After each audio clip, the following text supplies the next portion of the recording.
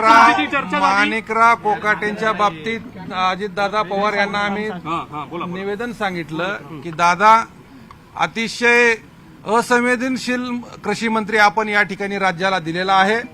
तो कृषी मंत्री राहायच्या लायकीचा व्यक्ती नाही, त्याला तुम्ही मंत्रिमंडळातून हाकलून द्या अशी आम्ही मागणी अजितदादांना यावेळी केली. त्यांनी आम्हाला एकच सांगितलंय, मला मंगळवारपर्यंत वेळ द्या, काही ना काही निर्णय मी घेऊन तुम्हाला त्या ठिकाणी तुमच्या मागणीला नक्कीच मी मार्ग देईन आणि निर्णय घेईन आणि मी शब्दाचा पक्का आहे असंही त्यांनी त्यावेळेस शब्द वापरलेला आहे. त्यामुळं आम्ही मंगळवारपर्यंत थांबू. जर मंगळवारपर्यंत माणिकराव कोकाटेंचा राजीनामा नाही झाला तर छावा संघटना आणि महाराष्ट्रातले शेतकरी पुन्हा एकदा अजितदादा पवार यांच्या विरोधामध्ये महाराष्ट्रभर आंदोलन केल्याशिवाय राहणार नाहीत, एवढं या ठिकाणी आजच्या पत्रकार परिषदेच्या माध्यमातून मी आपल्याला नमूद करतो.